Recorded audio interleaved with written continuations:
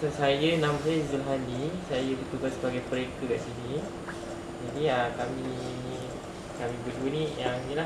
So dari segi design apa semua saya yang akan buat lah dari segi design penumpang. So sedikit ni lah Cik Natasha Berhad merupakan sebuah syarikat yang khusus dalam penghasilan kain tenun Pahang Diraja. So basically kami hanya menjual kain seperti kain pasang, kain meja, kain samping, kain selendang lah. Dan kalau ada produk pun mungkin dalam produk kecil-kecil lah macam clutch bag, mungkin macam tanda kecil tu, kan dia buat tali leher.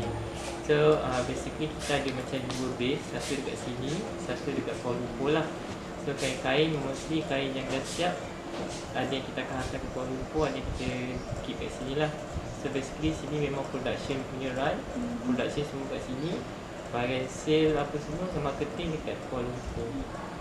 Kita ni ditubuhkan oleh Yang Peduli Yang Memulia lah, Seri Paduka Baginda Raja Masjid Agong, dan mula beroperasi pada tahun 2016. So kita syarikat dari bawah tahun tu lah. Okay, syarikat ni ditubuhkan untuk memberi peluang pekerjaan lah kepada penduduk sekitar kawasan ni. So, sebab sebelah ni tempat orang belajar sebenarnya penumpang diraja. Jadi bila orang student tu dah belajar, dia boleh kerja kat sini sebagai seorang penenun, mana-mana apa, macam dekat penjara kan, penjara Bentong, penjara Penuh, ada bahan-bahan yang buat kerja-kerja penenun kat situ kan. Bila dia dah keluar, dia dah bebas, dia boleh bekerja kat sini. Jadi kalau aku tubuh syarikat ni nak bagi peluang pekerjaan lah kepada orang-orang sekeliling supaya tempatnya boleh membangun. Dan tak lama lagi kemungkinan tempatnya dia akan bangun lagi, dia akan tambah ke batik apa semua mungkin. Atau tahun 2024 ke apa dia akan siap. So dia memang akan bangunkan tempatnya lah sebagai satu kampung craft kat sini. Lepas tu syarikat ni menghasilkan corak kain tenun Pahang Diraja yang kreatif dan kini di pasaran lah. So mostly kain yang kita produce kat sini mostly corak-corak yang dah moden sebenarnya. Klasik kita jarang buat unless kalau ada demand. Kita punya market dekat sana mostly dia orang prefer design macam ni, design moden. Tapi ada juga macam semalam hari tu ada orang cakap design klasik apa semua, dia ikut tahu customer macam mana. Okay. Syarikat ni sampai sekarang ni dah 14 orang kan staff lah. Sebab 5 tahun lah. 5 tahun dah. Dan 8 orang yang giat menenun lah sampai sekarang. Ciknya sayang sajalah, tapi untuk yang bawah Persatuan Yayasan Penumpang Diraja, kita ada 13 syarikat yang dalam Pahang ni yang buat tenun.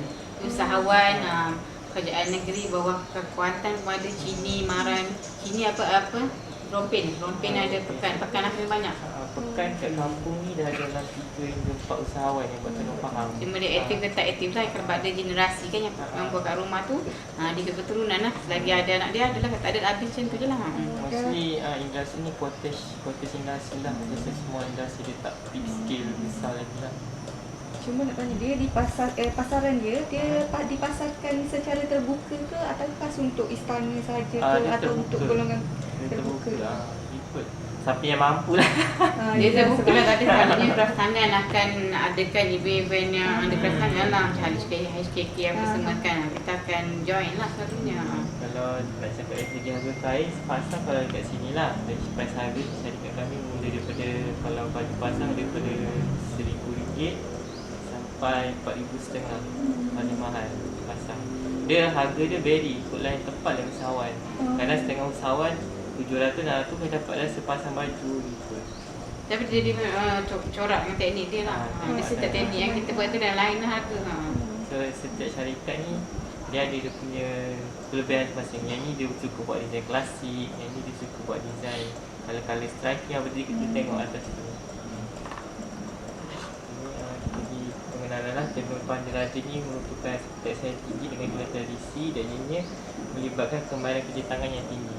So basically 2 tahun yang diorang belajar kat sebelah ni belum tentu diorang mahir. Dia kena at least dalam betul 2 tahun. Tu diorang dah basic lah, benda menenun je. Dia kena at least dah 5 hingga 6 tahun tu baru dia betul-betul mahir.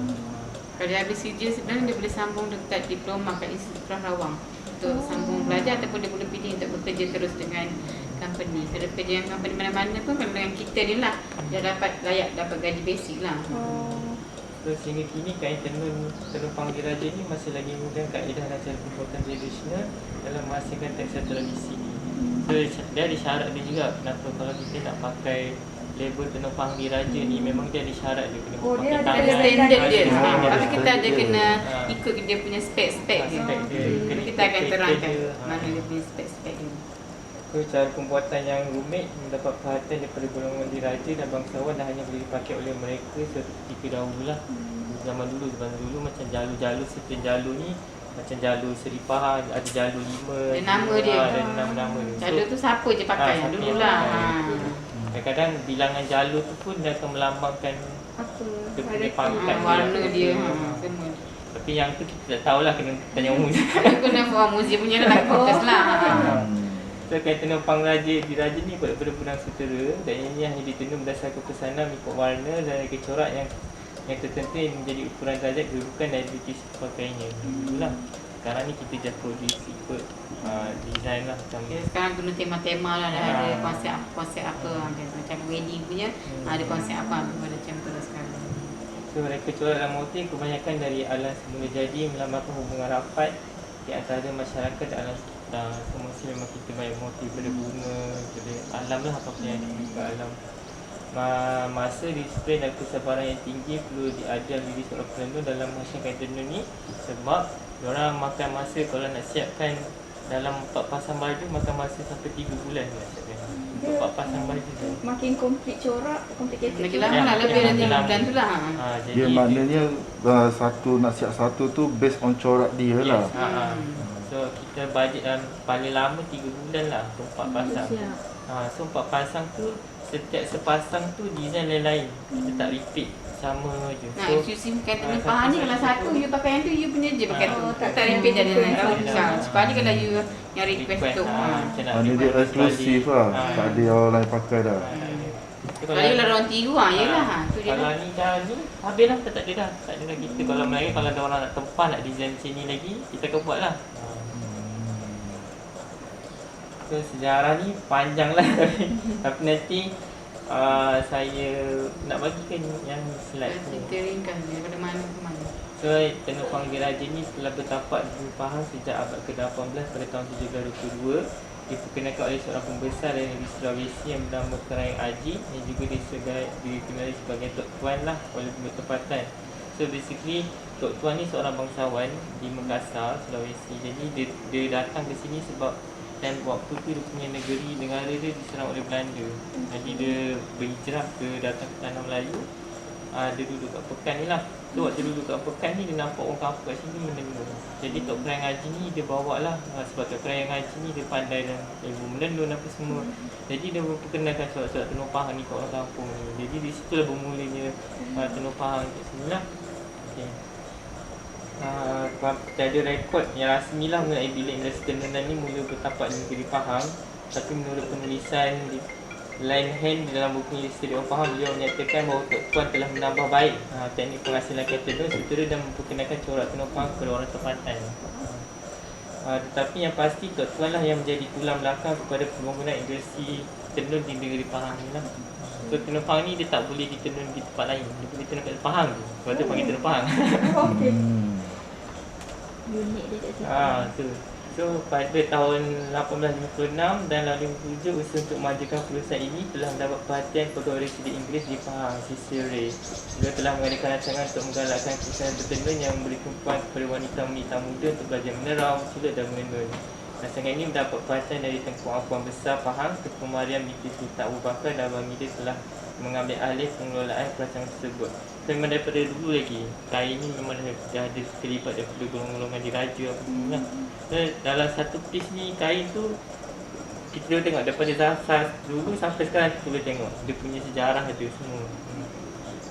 Baginda turut menghantarkan kain tenunan kepada kekanda baginda Sultan Ibrahim Sultan Johor ketika itu, dan baginda Sultan Johor menjadikan kain tenun sebagai hadiah kepada pembesar-besar di sana.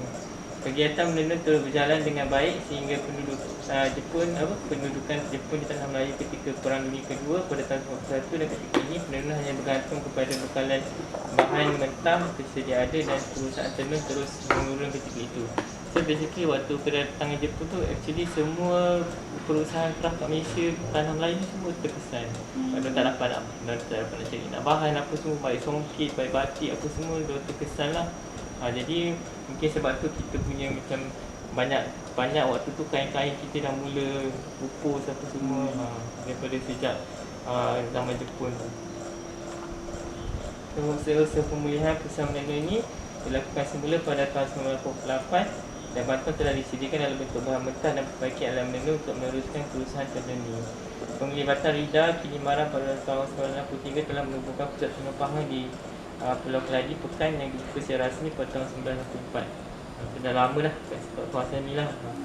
Pada tahun 1980, Badan Kemajuan Pertahanan Malaysia telah memperkenalkan berbagai teknik tenunan baru dan menyediakan latihan kemahiran kepada penduduk tempatan. Pada tahun 1996, Pusat Tenun Pahang di Pulau Keladi telah diubah kepada Kompleks Budaya Pulau Keladi dan telah dirasmikan oleh Datuk Syahiruddin Abdul Muin, Menteri Belia dan Sukan Negeri Pahang. Nampak kat tengah tu ada satu macam arca apa? Kan?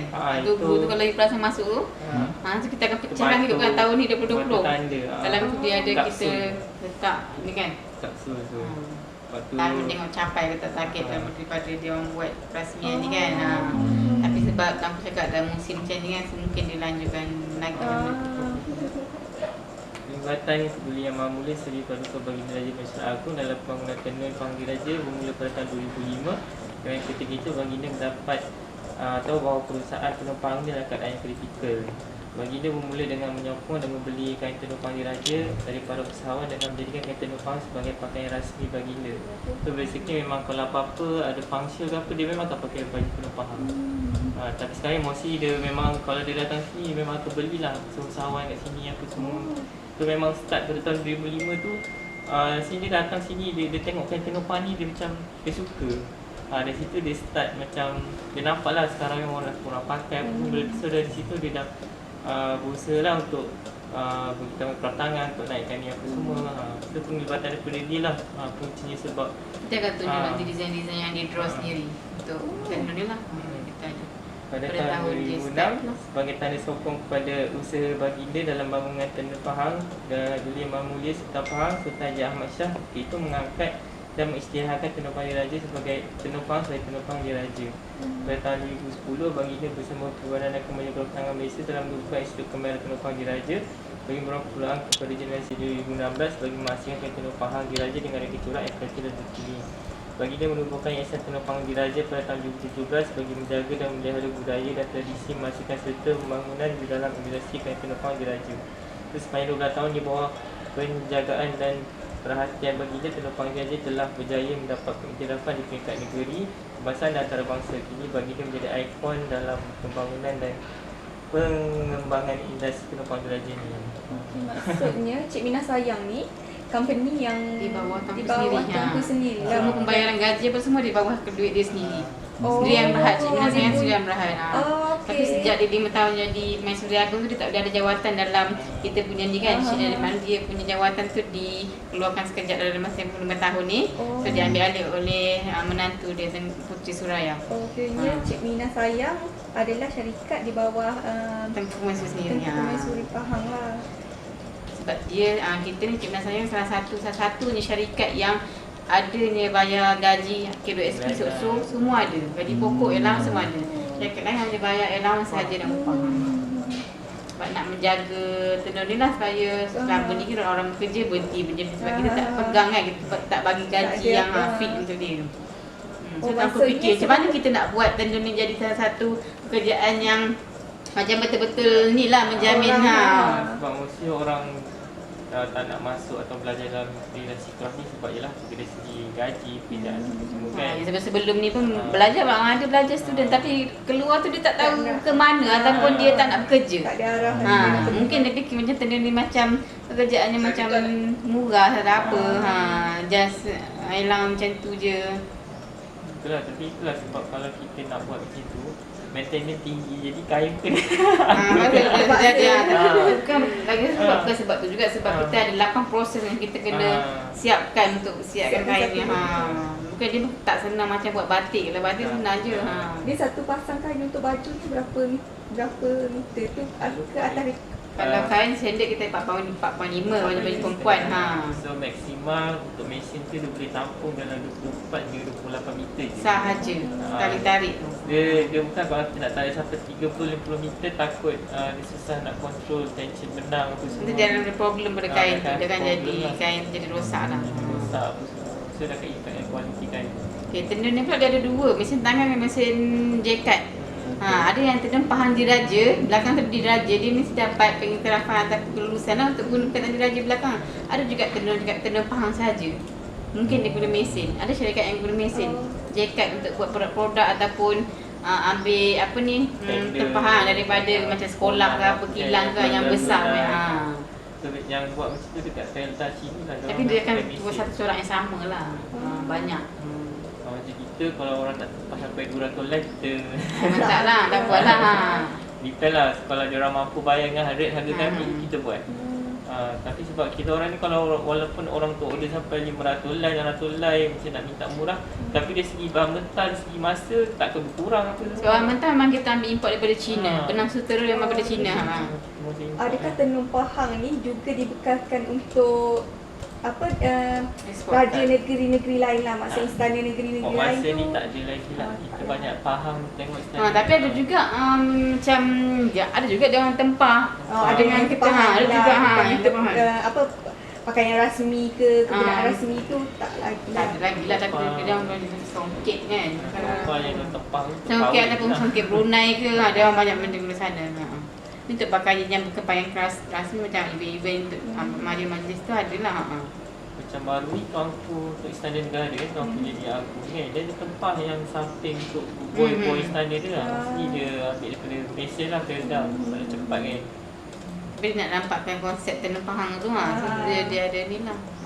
Dia boleh beza ke kalau songket yang buat tangan dengan mesin? Ada beza.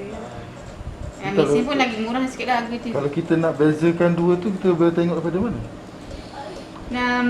Kita mungkin tengok juga kuantiti juga. Satu kalau sikit tu mungkin tangan kan, kalau dia banyak tu selalunya buat mesin. Lepas tu belakang dia punya, kalau dia mesin dia tak boleh buat semua teknik yang tangan buat. Macam ikat-ikat tu full ikat dia tak boleh buat. Teknik yang paling eksklusif tu dia dia tak boleh buat. Kalau yang simple-simple macam tu boleh.